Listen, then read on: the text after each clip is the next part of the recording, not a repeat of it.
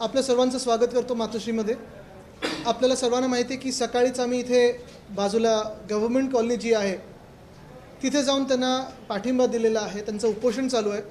4 दिवस मला वाटतं उपोषण सुरू आहे। तिथे अनेक दिवसांची मागणी आहे, कारण आमचं सरकार असताना त्यांना घरं देण्याचं आम्ही मंजूर केलं होतं आणि सरकार पडल्यानंतर किंवा पाडल्यानंतर जो काही आम्ही निर्णय घेतला होता त्याला ह्या सरकारने, ह्या राजवटीने स्थगिती दिलेली आहे। अनेक ठिकाणी आपण बघतोय की बिल्डरांना घुसवण्याचा प्रयत्न आहे, पण मराठी माणसं जे आहेत, जे स्थानिक आपले रहिवासी आहेत, वर्षानुवर्ष पिढ्यानपिढ्या जे मुंबईत राहिलेले आहेत, महाराष्ट्रात राहिलेले आहेत, त्यांना बाहेर काढण्याचा एक कार्यक्रम हे सरकार राबवत आहे। मग आमचे ते पोलीस कॅम्पात असो की ते शासकीय वसाहती असो, हा लढा जसा आम्ही एक देत आहोत, तसंच आपल्याला आठवत असेल काही दिवसांपूर्वी MMRD आणि मुंबई महानगरपालिकेमध्ये लूट जी सुरू आहे त्याचा देखील आढावा आपल्याच माध्यमातून आम्ही जनतेला दिला।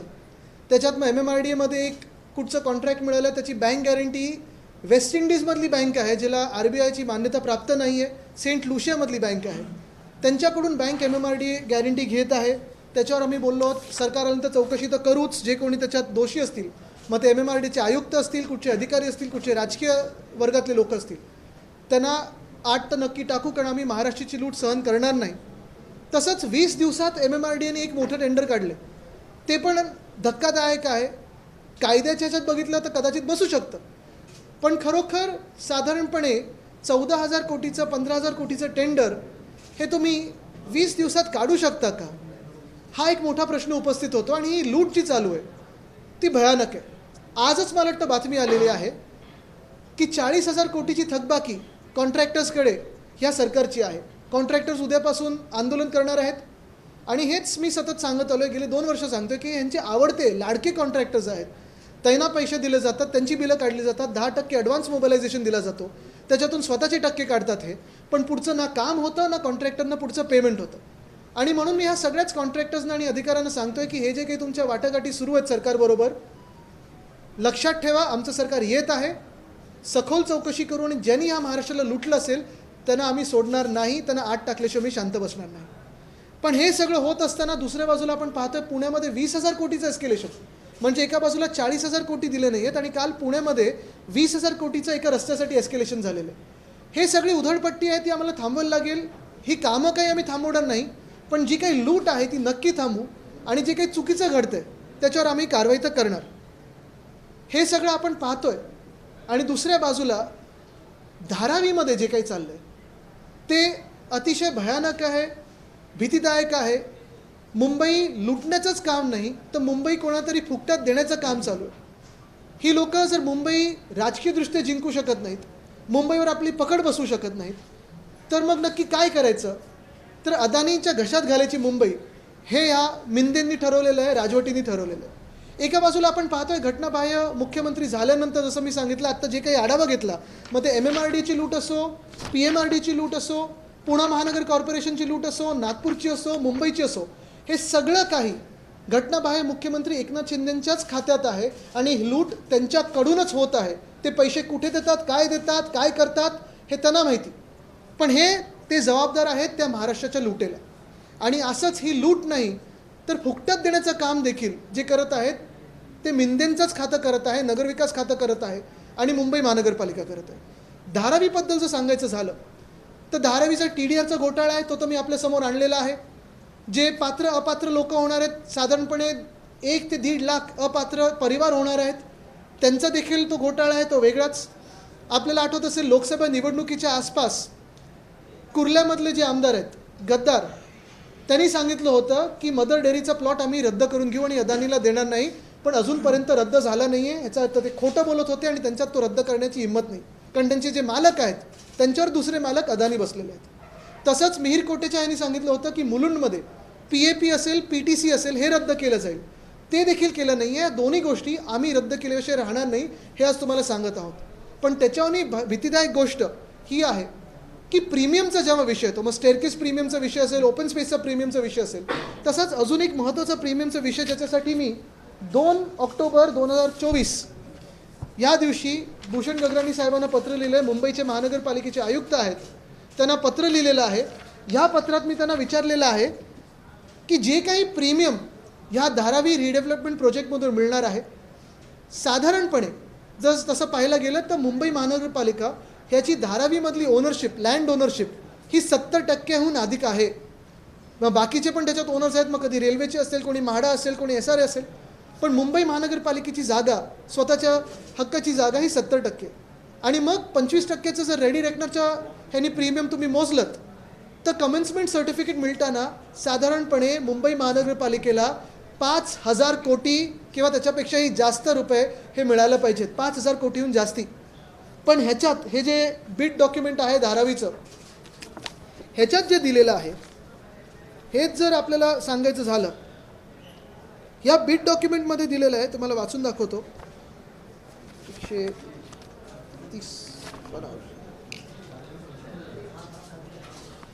ह्याच्यात असं लिहिलेलं आहे की for slum rehabilitation and urban renewal in Dharavi redevelopment project land premium of 25% of ready reckoner rate shall be applicable for entire Dharavi redevelopment project irrespective of its present usage and irrespective of ownership of land.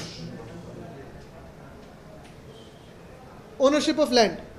Land premium of 25% of ready reckoner rate as on bid due date shall be paid by SPV company to DRP or SRA. आता SPV company कोण आहे? SPV मध्ये DRP पण आहे, SRA पण आहे, अदानी पण आहेत. आणि यांनी हे प्रीमियम द्यायचं कोणाला? मग DRP आणि SRAलाच. म्हणजे तुम्ही विचार करा, 5,000 कोटीहून जास्ती जे मुंबई महानगरपालिकेला मिळायला पाहिजेत, 1,000-2,000 कोटी जे म्हाडाला मिळायला पाहिजेत, जे मुंबईत नागरी सुविधा हे देणारे ह्या दोन्ही संस्था आहेत, ते सगळे पैसे साधारणपणे 5,000 कोटी महानगरपालिकेचे, 2,000 कोटी म्हाडाचे, हे सगळे पैसे अदानी समूह किंवा DRPचं जे SPV आहे ते स्वतःलाच पैसे देणार आहे. पे टू सेल्फ असं चेक काढणार आहेत मला वाटतं. हे कशासाठी? हे कोणासाठी? हे आपण का करतोय? हा पैसा तुमचा आमचा मुंबईचा पैसा आहे. हाच पैसा मुंबई महानगरपालिका जिथे आत्ता पगार द्यायला त्यांचे हाल सुरू आहेत, माझ्या पत्रामुळे त्यांनी ह्या महिन्यात पुन्हा एकदा 1 तारखेला पगार दिलेला आहे, पण हीच मुंबई महानगरपालिका आहे ज्याच्याकडून MMRDAला 5,500 कोटी मिळतात. हीच ती मुंबई महानगरपालिका आहे जी स्वतःच्या BSTसाठी आत्ता खर्च करत नाही आहे. बसेस कमी केल्या आहेत, मुंबईकरांचे हाल होत आहेत. आणि हीच मुंबई महानगरपालिका आहे ज्यांच्या आयुक्तांनी, जे प्रशासक आहेत, मला वाटतं मागच्या वर्षी, मग कदाचित हे आयुक्त नसतील, आधीचे असतील, ह्यांनी हा लँड प्रीमियम सोडून दिलेला आहे आणि सांगितलेलं आहे की हे आम्हाला नको आहे, हे धारावी रिडेव्हलपमेंट प्रोजेक्टवाले अदानीला घेऊ दे किंवा SRAला घेऊ दे. हा अधिकार कोणी तुम्हाला दिला? प्रशासक म्हणून तुम्ही तिथे आहात, तो ठराविक काळासाठी आहात, पण आत्तापर्यंत जे स्थानिक लोकप्रतिनिधी असायचे, आज आपण पाहतो 2 वर्ष निवडणुका नाही झाल्यात. कदाचित ह्याच कारणामुळे एकनाथ शिंदेंनी निवडणुका घेतल्या नसतील, कारण त्यांना हे सगळा जो धारावीचा घोटाळा आहे आणि एस्केलेशनचा जो घोटाळा आहे तो कोणालाही न दाखवता, चर्चेत न आणता करून घ्यायचा होता आणि सगळी मुंबई अदानींच्या घशात घालायची होती. म्हणून मुंबई महानगरपालिकेच्या निवडणुका यांनी 2 वर्षात घेतल्या नाही. आज मी ह्या पत्राच्या उत्तराची वाट पाहत आहे. 1 आठवडा झालेला आहे. भूषण गगराणी साहेब जे आयुक्त आहेत त्यांनी उत्तर द्यावं की त्यांनी ही मागणी केली आहे मुंबई महानगर, त्यांनी म्हणजे स्वतः वैयक्तिक नाही पण मुंबई महानगरपालिका म्हणून, की नाही. हे मुंबई महानगरपालिकेकडून मला पत्राची अजून आता मी वाट पाहत आहे. कदाचित जास्ती असू शकतात.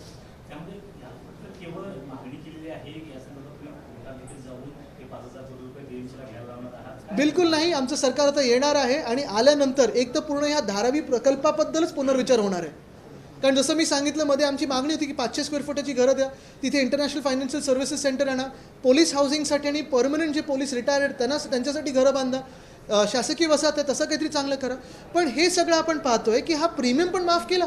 म्हणजे स्टेअरकेस प्रीमियम माफ, ओपन स्पेस प्रीमियम माफ. आता हा प्रीमियम, ही लँड ओनरशिप जी आहे ही कॉन्स्टिट्युशनल तुमचा अधिकार आहे, संविधानिक अधिकार आहे.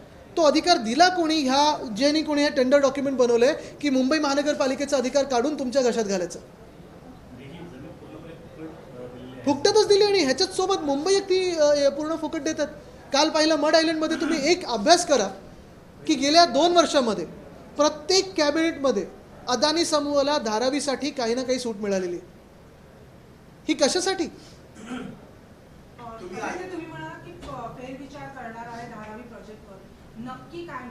म्हणजे आम्ही फेअरली करू. बघा, मी हे मध्ये का कॉन्क्लेव्हमध्ये पण सांगितलं होतं की हा प्रकल्प जेव्हा आम्ही पण सरकारमध्ये होतो तेव्हा आम्ही टेंडरिंग करत होतो तेव्हा प्रोसेस चालू होती. मुख्य गोष्ट ही आहे की तो अदानीजीनी करावा कोणाही करावा, माझा त्याचा विरोध नाही, ना शिवसेनेला कोणाचा विरोध आहे. कुठच्याही इंडस्ट्रियलिस्ट असेल, ग्रुप असेल, कॉर्पोरेट असेल, कोणी जगात हे जमत असेल त्यांनी करावा, वैयक्तिक विरोध कोणालाही नाही आहे.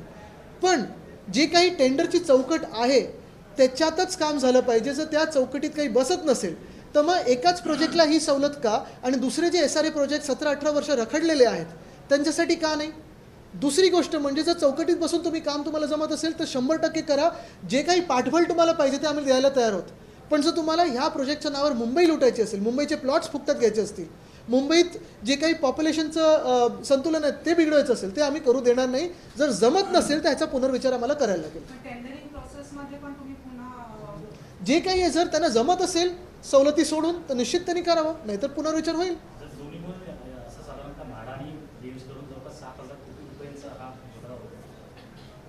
घोटाळा म्हणजे ह्याच्यात मला आता उत्तर अपेक्षित आहे, त्यांनी उत्तर द्यावं, मला पत्र द्यावं. कारण बघा म्हाडा आणि BMCची 70% लँड ओनरशिप आहे. या ह्याच्यात काय दिलं या डॉक्युमेंटमध्ये, irrespective of ownership, he ownership काढून घेण्याचा अधिकार दिला कोणी तुम्हाला? कोणी पेपर साईन केले ते? स्थानिक लोकप्रतिनिधी नसताना, इम्प्रूव्हमेंट कमिटी नसताना, तिथे महापौर नसताना हे अधिकार दिले कोणी मुंबईकरांच्या तुमच्या हातात प्रशासक म्हणून? ते ड्राफ्ट लेटरही माझ्याकडे आलेलं आहे जे खरं आयुक्तांनी हे SRAला द्यायला पाहिजे. ते आज मी जाहीर करत नाही, लवकरच काढीन ते जाहीर. बहुत बड़ा घोटाला है, इतना हिंदी में कैसे? छोटा सा बताइए. हाँ पूछे, सवाल पूछे. जो आप धारावी को लेकर जो सवाल उठा रहे हैं, क्या आपको लग रहा है कि बिना टेंडरिंग या जो फायदा पहुंचाने की कोशिश की गई अडानी को? बिल्कुल, हमारी भूमिका स्पष्ट है. धारावी के बारे में अगर पूछा जाए तो ये डेवलपमेंट जो है या रीडेवलपमेंट है, कोई भी करे, जिसे भी मुमकिन जो समझे वो करे. लेकिन बियॉन्ड टेंडर अगर कोई जाना चाहता है और मुंबई को लूटना चाहता है तो हम विरोध करेंगे और ये प्रोजेक्ट नहीं होने देंगे. हम जो स्थानिक धारावी के रहवासी हैं उनके साथ ही रहेंगे. आज हम देख रहे हैं कि शायद 1-1.5 लाख फैमिलीज़ ये इनएलिजिबल हो जाएंगी. फिर ये जाएंगे कहाँ? कुर्ला हो, मुलुंड हो, विक्रोली हो, फिर मड आइलैंड हो, कहीं और जगह हो. अदानी जी ज़मीनें चाहते हैं, मुफ्त में चाहते हैं, वडाला में चाहते हैं, सॉल्ट पैन लैंड लेने की कोशिश कर रहे हैं. और ये सब एक तरफ जो चल रहा है, दूसरी तरफ मैंने ये देखा है कि इसी टेंडर डॉक्यूमेंट में स्टेयरकेस प्रीमियम माफ़ कर दिया है, ओपन स्पेस प्रीमियम माफ़ कर दिया है. ये प्रीमियम तो माफ़ कर दिया, लेकिन जो बेसिक प्रीमियम होना चाहिए, जो BMC को आना चाहिए, लगभग 70% जगह धारावी में BMC की ओनरशिप की है. और ये अगर पैसा जो 5,000 करोड़ है या उससे भी ज़्यादा हो, BMC को नहीं आ रहा है और पे टू सेल्फ हो रहा है. स्पेशल पर्पस व्हीकल में भी अदानी है, स्पेशल पर्पस व्हीकल में भी SPV के जो DRP है वो है, और फिर SRA है, तो खुद को पैसा दे रहे हैं. ये पैसा मुंबई को रोका है, मुंबई के विकास के लिए आना चाहिए. आज अगर आप देखें तो स्थिति बहुत ही ख़राब है. ऐसी ख़राब स्थिति है कि BST की बसेस कम कर दी है, BMC की जो सैलरीज़ है वो वक्त पे नहीं जा रहे. इस महीने वक्त पे गए क्योंकि मैंने खत लिखा था, लेकिन तो भी वक्त पे नहीं जा रहे. अगर आप देखें तो MMRDA की लूट शुरू है, कहीं 20,000 करोड़ का एस्केलेशन हो रहा है पूना में, और MMRDA वो PMRDA में है. MMRDA में देखें तो सेंट लूसिया के बैंक से एक गारंटी ले ली है. किसी और ने दिया है कि 20 दिन में एक 16,000 करोड़ का टेंडर लिया है. ये कैसे चल रहा है? और दूसरी तरफ कल ही आंदोलन होने जा रहा है कि 40,000 करोड़ अगर आप देखें तो पेमेंट नहीं हुआ है कॉन्ट्रैक्टर्स को. तो एडवांस मोबिलाइजेशन के 10% दे रहे हैं, उसमें से कितने प्रतिशत ले रहे हैं मुझे पता नहीं, लेकिन महाराष्ट्र जानता है कि ये जो सरकार है, खोखे सरकार है, मिंदे की सरकार है, ये लूटना चाहती है महाराष्ट्र, ये लुटेरी सरकार है, हम इसे यहाँ रहने नहीं देंगे. आदित्य जी, आपने महाराष्ट्र सरकार पे सवाल खड़े किए, तो एक और ऐसा ही सवाल है कि अभी ये खबर सामने आ गई कि महाराष्ट्र सरकार ने लाडली बहन योजना के लिए RBI से 3,000 करोड़ का लोन मांगा है. मुझे लगता है जो सरकार पहले, जो BJP 15 लाख बता रही थी, अभी 1,500 पे आई है, अभी 150 रुपये देगी, 150 रुपये देगी, लेकिन हमारी सरकार ये बढ़ाकर देगी. और यही फाइनेंशियल मिसमैनेजमेंट है. ये पैसा जो है 5,000 करोड़ अगर BMC को आता है तो BMC आज जो घाटे में गई है इनकी लूट की वजह से, वो थोड़ी सी तो ऊपर आएगी, लेकिन उनको BMC की ताकत नहीं चाहिए. लेकिन ये 3,000 करोड़ जब लोन लेके RBI से चुनाव के ठीक पहले बांटने के लिए, तो उसको देखिए ये 1,500 रुपये में अपने हम सबको खरीदना चाहते हैं, लेकिन जो लोन ले रहे हैं वो यही ले रहे हैं कि ये सारे जगह जो लूट चल रही है, फिर 20,000 करोड़ का एस्केलेशन हो, कहीं 40,000 करोड़ की पेंडिंग बिल्स हो, इसलिए तो लूट चल रही है. में जो मुद्दा आपने उठाया, चुनाव भी आ रहे हैं, उससे पहले 1 एकड़ जमीन देने की बात की जा रही है। अभी आपने कहा कि चुनाव के बाद अगर आपकी सरकार आती है तो क्या इस पूरे मामले पर पुनर्विचार किया जाएगा, नंबर 1, और नंबर 2, वहाँ पर पात्र और अपात्र का जो मुद्दा है वो बहुत बड़ा होता जा रहा है। 1.5 लाख से ज्यादा परिवार है जिन्हें अपने भविष्य को लेकर वहाँ पर धारावी में काफ़ी सारे मुद्दे हैं। एक तो पात्र और अपात्र का मुद्दा है ही, और अगर विकास हो रहा है तो सारे के सारे धारावी वासियों का ही विकास पहले होना चाहिए और फिर दूसरों का विकास होना चाहिए। दूसरी बात यह है कि पुनर्विचार का जो हम बात कर रहे हैं वो इसलिए कह रहे हैं कि अगर टेंडर के चौकड़ी में कुछ बैठ सके और आप विकास कर सके तो बिल्कुल कीजिए, हम आपको पूरा सपोर्ट करेंगे।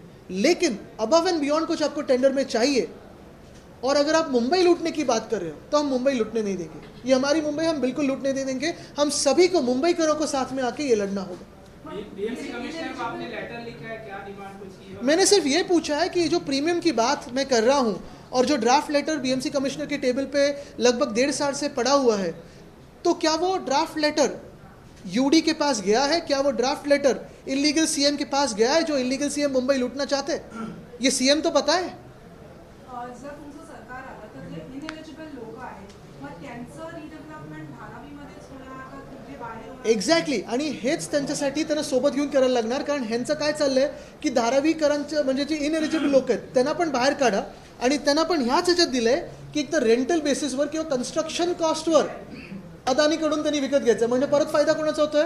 अदानीचा होतोय। जो सर्वे केला आहे त्या सर्वेमध्ये जेवढी घरं दाखवली आहेत बाधित, पात्र, अपात्र, या सर्व घरांना एकंदरीत त्याचा मिळून भांडूप असेल, त्याचबरोबर वडाळा आहे, विक्रोळी आहे, घराच्या जागा आहेत, तिकडे त्यांना स्थलांतरित करणार आहे।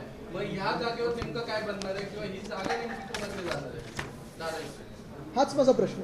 म्हणजे तुम्ही एका बाजूला आम्हाला प्रीमियम देत नाही, एका बाजूला तुम्हाला मुंबई लुटायची आहे, मुंबईच्या जमिनी फुकटात पाहिजेत, आणि हे सगळं केल्यानंतर हे बघा TDRचा घोटाळा करायचा, म्हणजे मुंबईत विकास होऊ द्यायचाच नाही, हे ह्या डॉक्युमेंटमध्ये दिलेलं आहे। म्हणजे TDR तुम्ही घेऊ नाही शकलात तर अर्धा विकास जो काही मुंबईत आत्ता होतोय तो रोखला जाणार। TDR ठरवणार कोण? तर अदानी ठरवणार। TDRची किंमत किती ठरवणार? ते ठरवणार। मुंबईतले 20 की 23 भूखंड, आता कालचं अपडेट असेल 23 भूखंड, ही बाकीच्या भूखंडाची माझ्याकडे यादी आहे, ते कुठे गेलं ते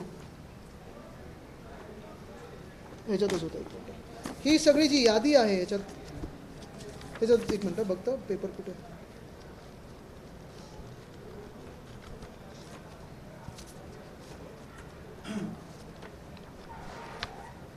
ती यादी पण जगजाहीरच करतो मी। ह्याच्यात बघता एक फोल्डेड पेपर आहे, हां येस पहिल्याच पानात ही बघा, ही 20 भूखंडाची यादी, ह्याच्यात आता काल परवाकडे 3 अजून आलेत। हेच मिळून आणि धारावी मिळून साधारणपणे 1062 एकर फुकटात आपण अदानींना देतोय। म्हणजे मुंबईत जो काही विकास मुंबईकरांचा होणार होता तो रखडला। दुसरं म्हणजे ह्यांना जर सवलती दिल्या तर दुसरे जे काही विकास आहेत, मग म्हाडाचे असतील किंवा SRAचे असतील, वर्षानुवर्ष रखडलेले आहेत, त्याला का नाही सवलती मिळत? एकाच माणसाला तुम्ही मुंबई का देता? आणि जसं मी सांगितलं, अदानी यांना वैयक्तिक विरोध नाही, कोणी विकास त्या चौकटीत बसून करत असेल विरोध नाही, पूर्ण पाठिंबा देऊ, पण मुंबई लुटायला आम्ही विरोध करणार आणि करत राहणार। मुख्यमंत्री आदित्य ठाकरेंना चॅलेंज देत आहेत की 2.5 वर्षात तुमच्या सरकारने केलेली कामं, चला तयार आहे मी चॅलेंज घ्यायला, समोरासमोर येऊ दे, चॅलेंज घ्यायला तयार आहे। सुरुवात अदानीपासून करू, सुरुवात धारावीपासून करू, आणि प्रत्येक प्रोजेक्टबद्दल बोलायला तयार आहे। आदित्य जी, कल हरियाणा का और जम्मू कश्मीर के रिजल्ट सामने आ गए हैं। बहुत सारे एग्जिट पोल ने दिखाया कि हरियाणा में बीजेपी की सरकार जा रही है और जम्मू कश्मीर में हम नजर आ रही है।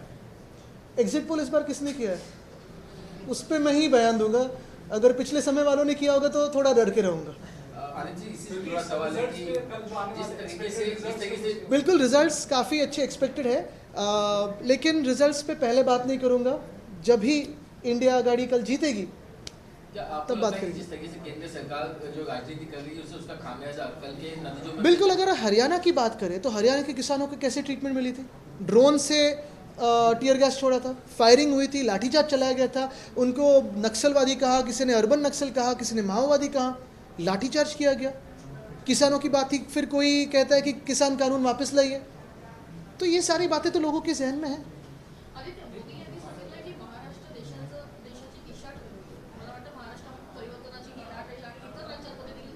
नक्कीच परिवर्तन घडणार, नक्कीच परिवर्तन घडणार, आणि इथे देखील MVचं सरकार येणार। मी त्यांच्याशी ते जे बोललेत परिवर्तन, नक्कीच परिवर्तन येणार, पण सध्या ज्यांनी ती दिशा दाखवलेली आहे देशाला ती एवढीच आहे की इथून सगळे इंडस्ट्रीज आहेत ते गुजरातकडे नेतात, ते आम्ही रोखणार।